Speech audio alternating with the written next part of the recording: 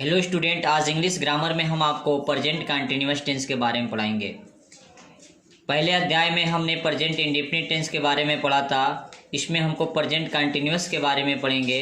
इसमें पहचान है, इस प्रकार के या वाक्यों में क्रिया के अंत में रहा है, रही है, रहे हैं इत्यादि शब्द आते हैं। इसमें काम का जारी होना वर्तमान में पाया जाता है। इसमें कोई भी काम आपको चलता हुआ नजर आएगा।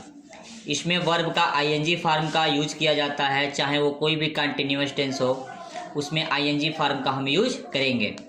एक वचनकर्ता ही, सी, इट के साथ इज का प्रयोग करेंगे, आई के साथ एम का प्रयोग करेंगे और बहुवचनकर्ता यू, दे, वी, दीज इत्यादि के साथ हम आर का प्रयोग करेंगे। यहाँ पर सबसे ज़्यादा ध्यान देने वाली चीज़ ये है कि यहाँ पर आपको हेल्पिंग वर्ब इज, एम और आर का प्रयोग करना है।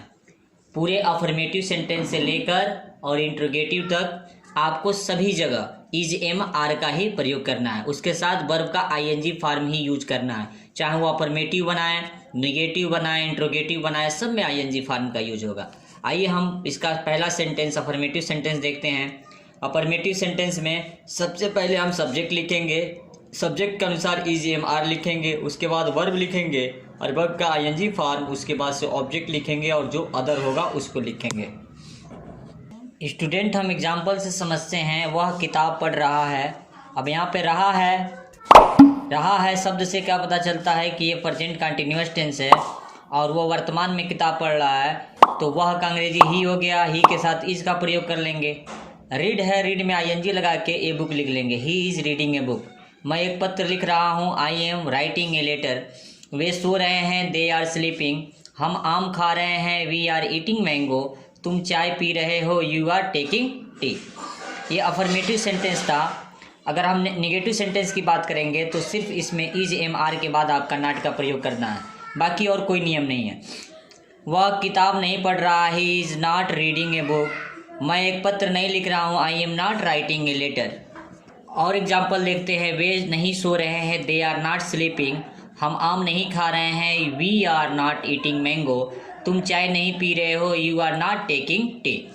अब हम बात करते हैं student interrogative sentence. Interrogative sentence means प्रश्नवाचक वाक्य। यह दो तरह का सेंटेंस होता है। एक वो जो क्या शब्द से शुरू होता है स्टार्टिंग में, और एक वह जो क्वेश्चन वर्ड जो आपसे प्रश्नवाचक शब्द हैं वो बीच में आएंगे। दो तरह के नियम हैं, इसको समझ लेते हैं, फिर एग्जाम्पल में आपको दिखाएंगे हम। इंट्रोगेटिव सेंटेंस में दो तरह के सेंटेंस बनते हैं। एक तो क्या शब्द से शुरू हो, स्टार्टिंग में क्या है, क्या शब्द आए वाक्य के आरंभ में।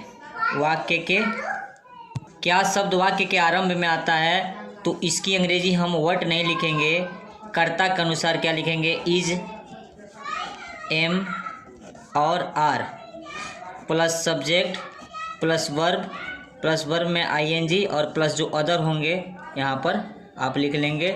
और एक चीज़ देखिए, यहाँ पर क्वेश्चन मार्क अवश्य लगाएंगे, ठीक है। यहाँ पर क्वेश्चन मार्क हमने लगा दिया, ठीक है। ये फॉर्मेट होता है क्या शब्द से स्टार्टिंग हुए वाले शब्दों का। एग्जाम्पल के तौर पे देखते हैं। क्या वह किताब पढ़ रहा है। क्या वह किताब पढ़ रहा है, तो क्या की अंग्रेजी इज, एम, आर में से कोई एक लगा लें। वह है तो इसके साथ इज लगेगा, is he reading book, reading a book. Okay.